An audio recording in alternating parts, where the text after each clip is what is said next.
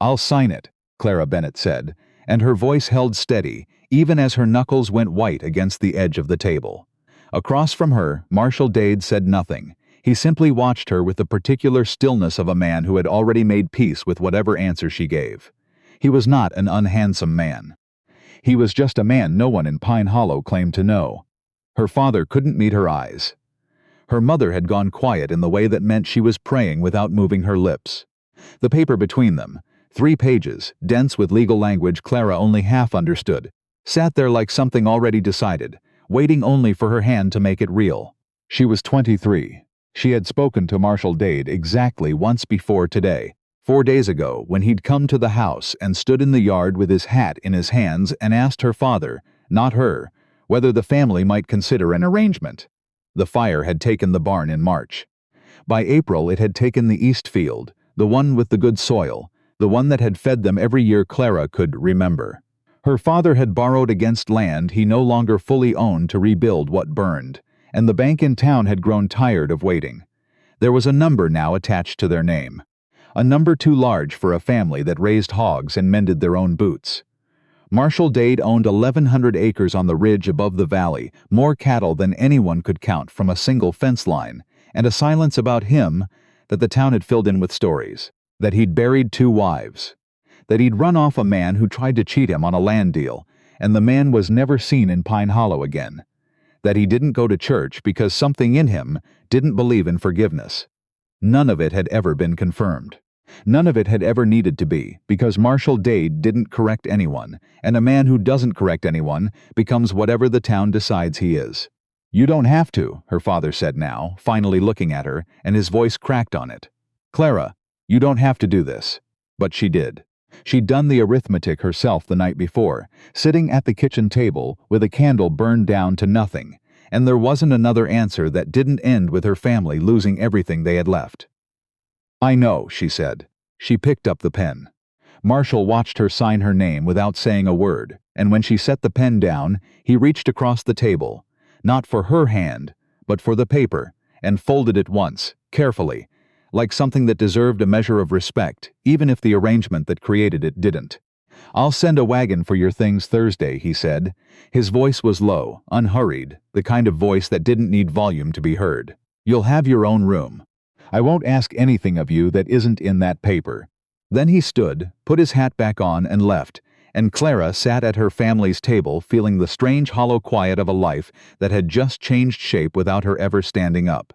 The wagon came on Thursday, driven by a young hired man named Eli, who talked the entire ride up to the ridge about nothing in particular. The weather, the cattle, a dog that had gotten into the henhouse, and Clara understood after a while that he was doing it on purpose, filling the silence, so she wouldn't have to sit inside her own thoughts the whole way there. The house surprised her. She had imagined something cold, something built by a man who didn't care what anyone thought of him. Instead, she found a house that was plain but solid, well kept, with curtains in the windows that looked older than the rest of the furnishings, like they'd belonged to someone else once, and no one had had the heart to take them down. Marshall met her at the door and showed her through it himself. Her room was at the end of the hall, small but clean, with a quilt on the bed that didn't match anything else in the house. "That was my mother's," he said, when he caught her looking at it. "Figured someone should use it again." It was the most either of them had said to the other since the kitchen table 4 days before. Dinner that first night was quiet, in a way that made the silverware sound too loud. Clara ate carefully, watching him from beneath her lashes, trying to read something, anything, in the set of his jaw, the way he held his fork like a man used to eating alone. He didn't ask her questions. She didn't offer answers. When the meal ended, he carried both plates to the sink himself, and when she rose to help, he said without turning around, "You don't have to do that. You're not staff here. What am I then?" The words came out before she could stop them. He paused at the sink, his back still to her. "My wife," he said, "whatever that comes to mean." It wasn't an answer that settled anything. But it was the first time he'd said the word out loud, and something about the careful, unhurried way he said it told her he'd been thinking about it longer than 4 days. The first weeks passed in a kind of careful orbit, 2 people circling each other's edges without quite touching the center. Clara learned the rhythms of the house, which hand, Otto, had a wife and 3 children on the back 40, and brought her eggs every Tuesday without being asked. Which fence line flooded first when the spring rains came? That Marshall rose before the sun and was usually 3 hours into work by the time she woke, and that he left a fire already going in the kitchen stove every single morning, though he never once mentioned doing it. She learned, too, that the town's stories about him didn't fit the man she was beginning to know. He wasn't cold. He was careful in a way that suggested he'd learned, somewhere along the way, that being careful was safer than being open. She didn't ask him about his first wife. She'd heard from Eli, in one of his rambling monologues, that she'd died of a fever 2 winters back, not at Marshall's hand, not by any wrongdoing, just the plain cruelty of a body that couldn't fight off what it needed to fight off. There had been no second wife. The town had simply needed there to be one, because a single grief was less interesting than a pattern of them. It was the 3rd week when the trouble started, and it didn't come from Marshall at all. It came from town. Clara had gone in with the wagon to collect supplies, and Mrs. Holloway at the dry goods counter had looked at her with an expression that took Clara a moment to place. Pity. "You poor thing," the woman said, not unkindly, while she wrapped a bolt of cloth. "Married into that house. I hope he's gentle with you." "He's been nothing but," Clara said, surprised by how quickly the defense rose in her. Mrs. Holloway's eyebrows lifted, like she hadn't expected loyalty this soon. "Well, that's good to hear, dear. That's good." But the comment stayed with Clara the whole ride home, needling at her. She hadn't realized, until that moment, how much the town had already decided about a man they barely spoke to, and how easily they assumed the worst, simply because he didn't bother correcting them. She brought it up at dinner that night, watching his face carefully as she did. "People in town think I should be afraid of you." Something flickered behind his eyes, not anger, something closer to tired. "I know what they think. Why don't you tell them the truth?" He was quiet for a long moment, turning his fork over once before setting it down. "Because the truth doesn't interest people the way the story does," he said. "I learned that a long time ago. Easier to let them have their story. It isn't easier for you."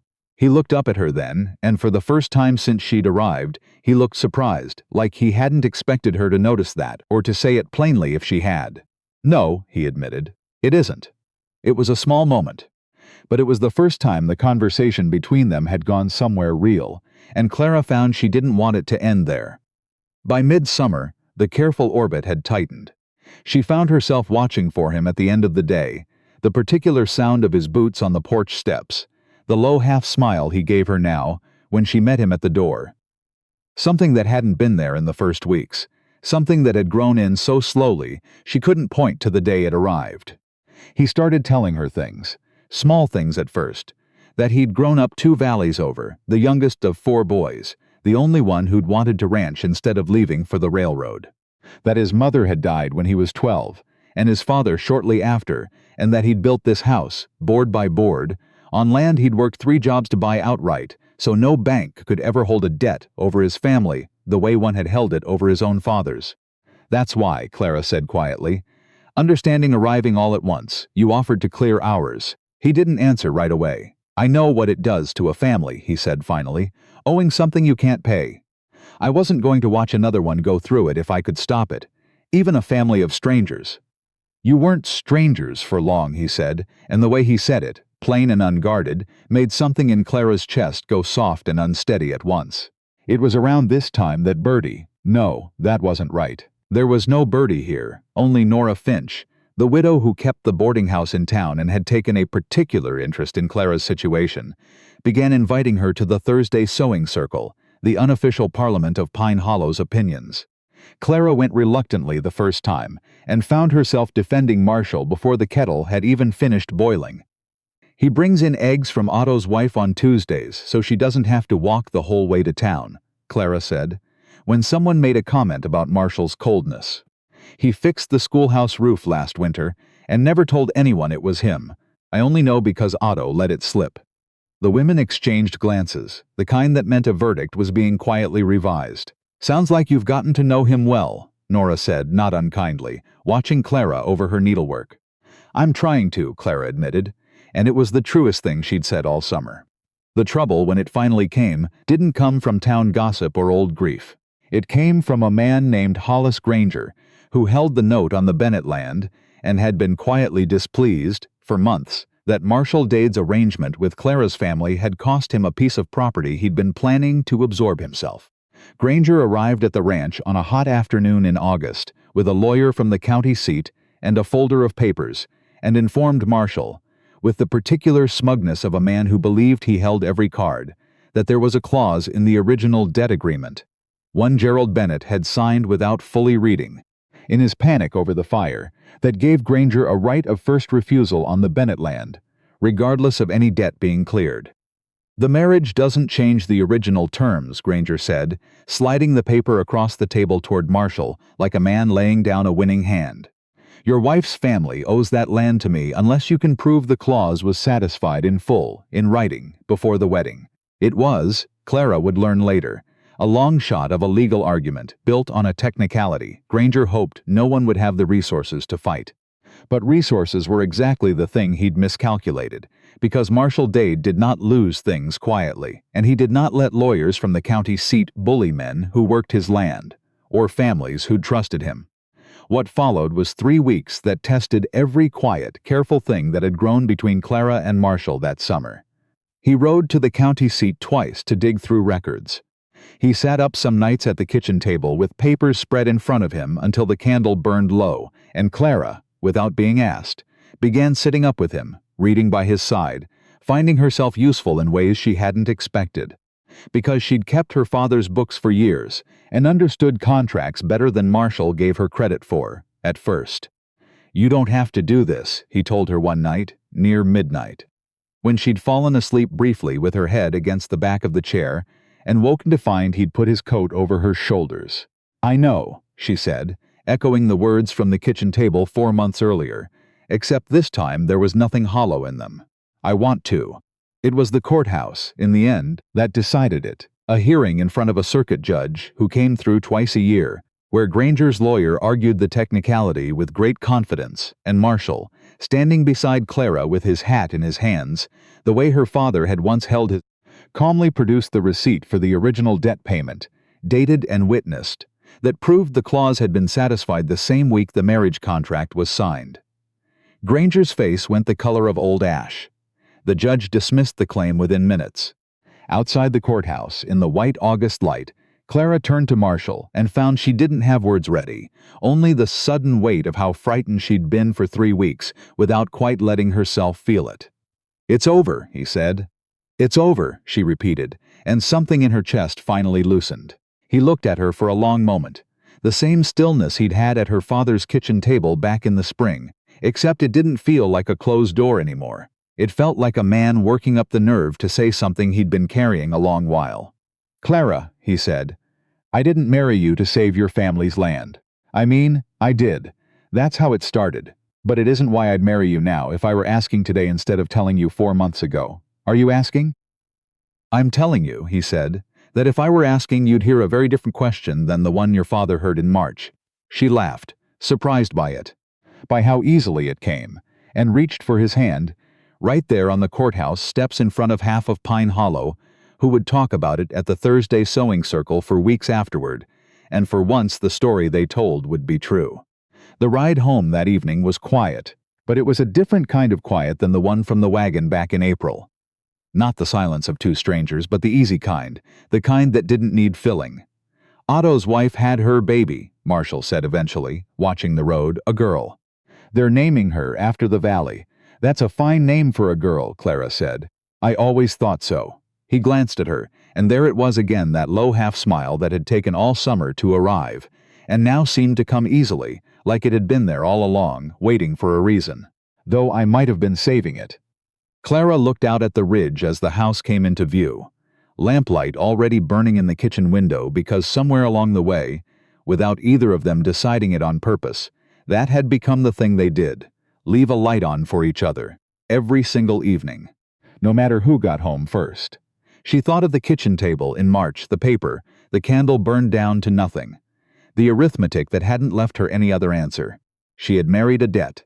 She had married a stranger the whole town was afraid of.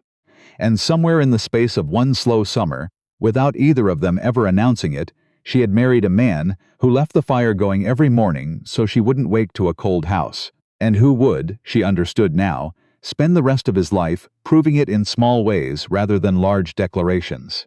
"Home," she said softly, more to herself than to him, testing the word. Marshall reached over and took her hand on the seat between them, the same careful, unhurried way he did everything, and didn't let go the rest of the way up the hill.